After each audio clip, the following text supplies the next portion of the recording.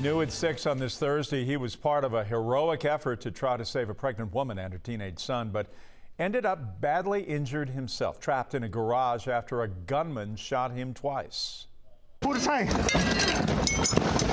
Go, come on, come where?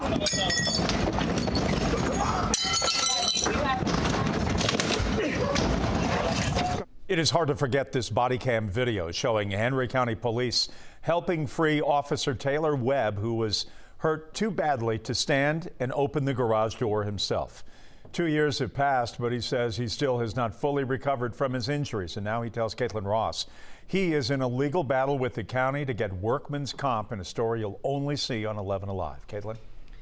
Jeff, Henry County Police Detective Taylor Webb is in excruciating pain every day. He says he barely has any mobility in his hip, and his doctors have prescribed strong painkillers for the nerve damage he suffered.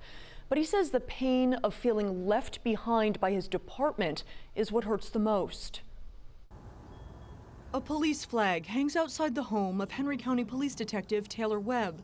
One of the bullets that hit him sits on his mantle.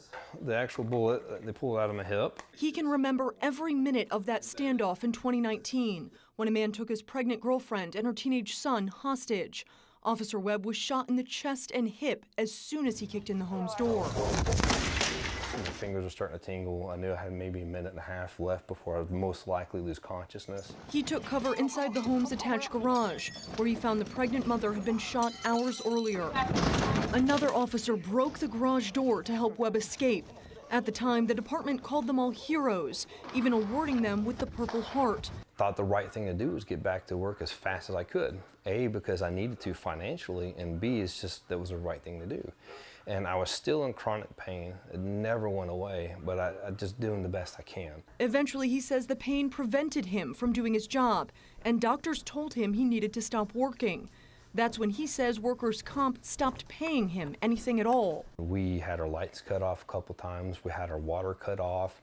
I had 3 letters of repo out for my truck. He says he couldn't get any financial help from the department, and he wasn't getting any support from them either. And everybody says, like, we're going to take care of you. We got your back. Make good decisions. We're going to be there for you. And they're either lying or they're just not being genuine. He says the department also stopped allowing fellow officers to donate leave to him as he heals.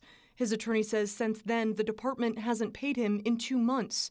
They filed a lawsuit over the workers' comp in August. They don't have to fight this case. They could just say, we're going to take care of this injured officer who, bled for us and put his life on the line. But, instead they decided, well, we're going to try to save money and we're going to force you to go to court and prove your case.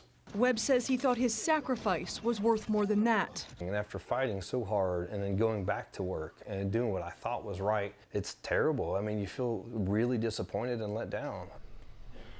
Detective Webb was selected as the National Officer of the Year for the VFW in 2020. He says not one person from the command staff of the police department came to see him accept that award. As for his case, Henry County Police told me they are following state law. The agency that oversees workers' comp for the state has not responded to our calls for comment. Jeff? Caitlin, that standoff was, all around awful, just hard to see, and it led to changes within the Henry County Police Department as well. It did. It was a horrifying standoff. Those people inside the home were killed. The gunman killed his pregnant girlfriend, Sandra White, and her 16-year-old son, Arcavian White, before taking his own life.